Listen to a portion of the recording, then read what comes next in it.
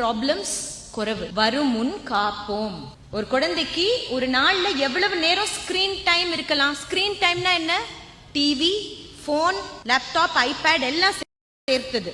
ஒரு குழந்தைக்கு ஒரு நாளையில் 1 மணி நேரத்துக்கு மேல ஸ்கிரீன் டைம் இருக்க கூடாது. எல்லாத்தையும் விட வீடியோ கேம்ஸ் விளையாடவே கூடாது. நம்ம நினைக்கிறோம் இல்லையாமா, குழந்தைகள் ஜஸ்ட் வீடியோ கேம் தான் விளையாடுறாங்க போன்ல அப்படின்னு. அப்படி கிடையவே கிடையாது. குழந்தைகள் பார்க்க கூடாத விஷயங்கள் சினிமால விட்டுருங்க, அதெல்லாம் ஒண்ணுமே இல்ல.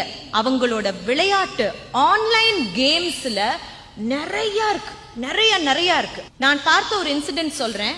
ஒரு பையன் 9th ஸ்டாண்டர்ட் படிக்கிற பையன். இந்த 9th ஸ்டாண்டர்ட் படிக்கிற பையன் பப்ஜின்னு ஒரு கேம் விளையாடுறாரு. அந்த கேம்ல என்ன இருக்கும்? ஒரு கெட்டவன் இருப்பான், அவன் காரை கடத்துவான், அவன் கத்தியால குத்துவான், இந்த மாதிரி நிறைய வேலைகள் செய்வான். அப்ப அந்த கேம் விளையாடிக்கிட்டே இருந்த அந்த பையன் சார்ஜ் முடிஞ்சிருச்சு போன்ல. அப்ப நம்ம என்ன செய்வோம்? போன்ல சார்ஜ் முடிஞ்சா சார்ஜ் போடுவோம், அப்படித்தானே? ஆனா அவர் என்ன செய்தார்? அந்த போனை அப்படியே கொண்டு போய் டைனிங் டேபிள்ல வச்சாரு.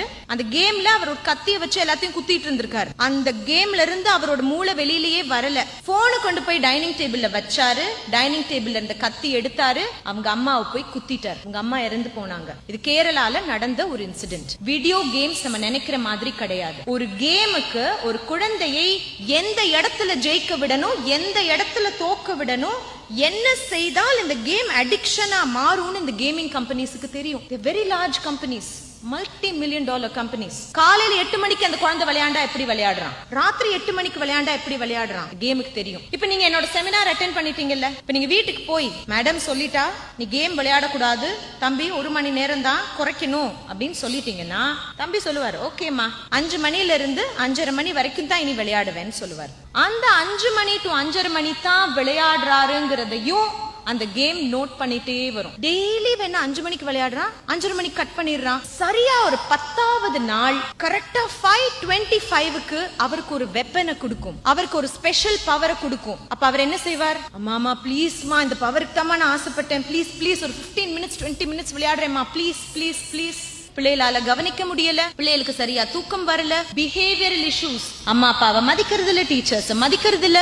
இந்த மாதிரியான பிரச்சனைகள் ரொம்ப அதிகம். சுகர்ஸ் அதிகமா சாப்பிடுற குழந்தைகள், டோனட்ஸ், சாக்லேட்ஸ், பேக்கெட் சிப்ஸ், இதெல்லாம் சாப்பிடுற குழந்தைகளுக்கு அட்டென்ஷன் ஸ்பேன், மெமரி பவர் குறையும். அதிகமா அவங்க ரொம்ப ஆக்டிவா இருப்பாங்க, ஹைப்பர் ஆக்டிவா இருப்பாங்க. நம்மளால அவங்கள ஹேண்டில் பண்ண முடியாது. ஆஸ் டீச்சர்ஸ், ஒரு டீச்சரோட வேலை குழந்தைக்கு மட்டும் பாடம் எடுக்கிறது இல்ல, குழந்தைய வளர்க்கிற அம்மா அப்பாக்கும் சேர்த்து பாடம் எடுக்கிறது தான். பேரண்ட்ஸும் டீச்சர்ஸும் சேர்ந்துதான் குழந்தைகளை வளர்க்க முடியும். இந்த டியூஷனுக்கு போட்டுட்டேன், டியூஷனுக்கு காசு கட்டிட்டேன், அவர் எப்படியோ படிச்சாகணும் அப்படின்னு சொல்லிட்டு சண்டே மட்டும் ஒரு நாள் 6 மணி நேரம் டிவி பார்த்தா இந்த குழந்தையால படிக்க முடியாது. குழந்தைய குறை சொல்லி பிரயோஜனம் கிடையாது. I am an activist. என்ன பொறுத்தவரை குழந்தைகள் தவறுகள் செய்வது கிடையாது. நான் ஒரு கல்வி உளவியலாளர். என்னோட எக்ஸ்பீரியன்ஸ் இந்த ஃபீல்டுல 15 இயர்ஸ். இந்த 15